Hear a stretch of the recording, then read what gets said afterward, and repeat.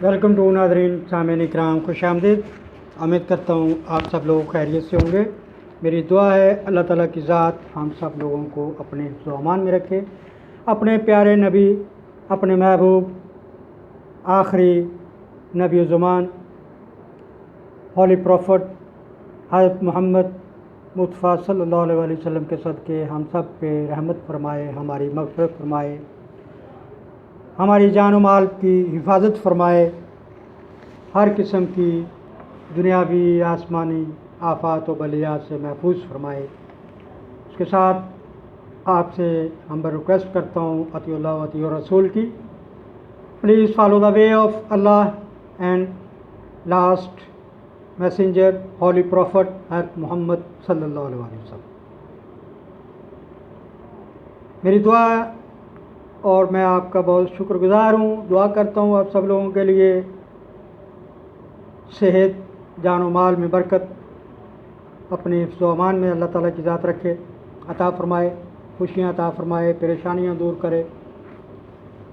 तो आप लोगों से आज जो मैं टॉपिक इंफॉर्मेशन, मालूमात कानून की, ख़ासकर टैक्स के हवाले से, इनकम टैक्स, सेल टैक्स या इनकम टैक्स के हवाले से आप तक पहुंचा रहा हूं, वो दफ़ा 73 यानी कि दफ़ा 73 टैक्स ऑर्डिनेंस 2001 के तहत हमें जो हमारे बाज़ का परेशानी होती है टैक्स रिटर्न जमा करवाने में, उसके बारे में बताऊंगा।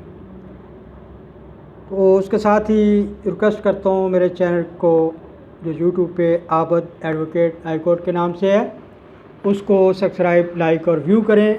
अपने दोस्त अहबाब, मिलने वालों में मैक्सिमम शेयर करें ताकि उन तक भी ये कानूनी मालूमात पहुंच सके।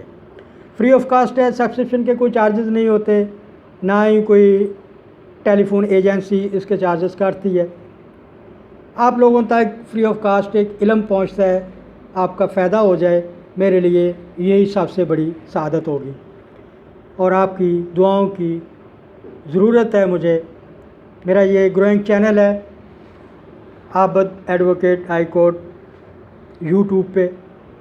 यूट्यूब ओपन करें, आबद एडवोकेट हाई कोर्ट लिखेंगे तो मेरा चैनल सामने आ जाएगा, उसको आप प्लीज़ सब्सक्राइब करें। बहुत बहुत शुक्रगुज़ार हूँगा आपका, आपके लिए दुआएं करूँगा।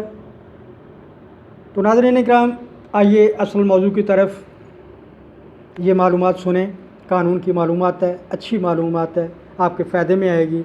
बाज़ हम किसी ऐसी सोच में पड़ जाते हैं कि डबल एंट्री जिसको कहते हैं, दोहरी पोस्टिंग हो जाती है, अंदराज हो जाता है। जब हम अपना सालाना गोशवारा जमा करवाते हैं तो उसमें हमें एहतियात करनी चाहिए। जो फिगर एंड फैक्ट्स हैं ऑन साउंड बेसिस प्रूफ में, उनको हम गोशवारे में शामिल करें। अंदाजे से एवरेज विदाउट डॉक्यूमेंट्स हमें नहीं करना चाहिए। ये कानून की खिलाफ वर्जी भी हो जाती है और परेशानी का बायस भी बनती है। बाद में हमें नोटिस मिलते हैं तो हम फिर लेके वकील हजरात के पास जाते हैं, टैक्स कंसल्टेंट या लीगल कंसल्टेंट के पास जाते हैं। तो उसके लिए बहुत एहतियात की ज़रूरत होती है। मैंने डिस्क्रिप्शन में अपना कॉन्टैक्ट नंबर, मोबाइल नंबर भी लिखा होता है, किसी किस्म का मसला हो आप मुझसे रब्ता करें। तो जनाब, दफ़ा 73 इनकम टैक्स ऑर्डिनेंस 2001 हमारी रहनुमाई करता है कि अगर यानी rule to prevent double derivation and double deductions, ये इस दफ़ा 73 की हेडिंग है, उन्वान है ये इसका, जो इनकम टैक्स 2001 में दिया गया है कि डबल दोहरा काम नहीं करना आपने। अगर गलती से कर बैठते हैं तो उसके लिए कुछ तरीक़ाकार वज़ा किया गया है इनकम टैक्स ऑर्डिनेंस में, उसको फॉलो करना पड़ेगा।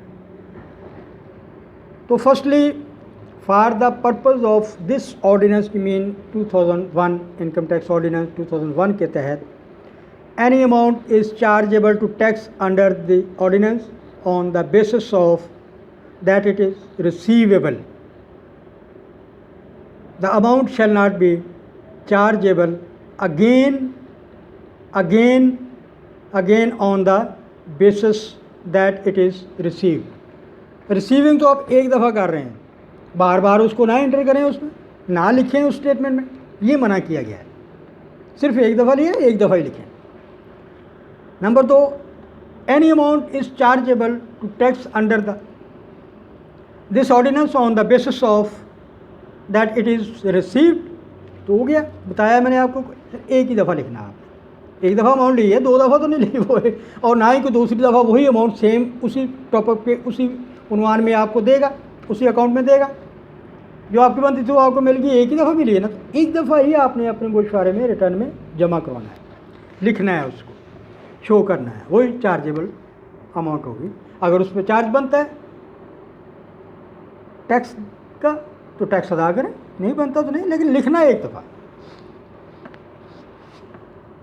The amount shall not be chargeable again on the basis that it is receivable.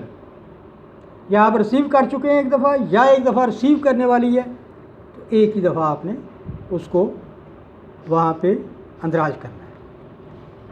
Number 2, for the purpose of this ordinance, ordinance mean income tax ordinance 2001। First point, any expenditure is deductible under this ordinance on the basis that it is payable. The expenditure shall not be deductible again on the basis that it is paid. इसका मतलब है कि अगर एक ही दफ़ा आपका खर्च होने वाला है, खर्चा या वो बिल पेमेंट अदा करने वाली है, तो एक ही दफ़ा वो शो करनी है, एक ही दफ़ा आप देंगे। 2 दफ़ा तो एक बिल के एक चीज़ के 2 दफ़ा तो आप पेमेंट नहीं करेंगे, नेचुरल सी बात है, तो उसको एक ही दफ़ा चार्ज करना है। इसी तरह अगला पॉइंट है, स्टेप है कि any expenditure is deductible under this ordinance 2001, income tax ordinance 2001 on the basis it is paid. जब आप वो खर्चा अदा कर चुके हैं तो दोबारा फिर नहीं उसने में शामिल कर देना कि आपने कर दिया है, ये 2 दफ़ा हो गया ना, दोहरी एंट्री नहीं करनी। दफ़ा 73 income tax ordinance 2001 rules to prevent double entry system. क्योंकि एक ही दफ़ा चार्ज होगी, एक ही दफ़ा एक्सपेंडिचर कंसिडर होगा, एक ही दफ़ा रिसीट कंसिडर होगा। उस साल में उस टॉपिक पे, उस एक्टिविटी पे जो आपको अमाउंट मिलती है, मेरा कहने का मतलब ये है कि उसको आपने 2 दफ़ा डबल करके नहीं एंटर कर देना, 2 दफ़ा आपने डबल करना है, उसको एंट्री कर देनी है खर्चों की। ये रिसीवेबल है वो भी शामिल कर दिया, पे हो चुका है वो भी शामिल कर दिया, अब खर्चा पेएबल है वो भी शामिल कर दिया, पेएबल है या पेड है वो भी, एक दफ़ा वंस टाइम। तो यही ऑर्डिनेंस हमारी रहनुमाई करता है दफ़ा 73 के तहत कि हमें क्या करना है। इंशाल्लाह नेक्स्ट टाइम अगली वीडियो में आपको, जो हमारे अमूमन दोस्त अहबाब भाइयों को नहीं इतना इल्म होता है कि टैक्स ईयर क्या है, वो जनवरी टू दिसंबर समझते हैं,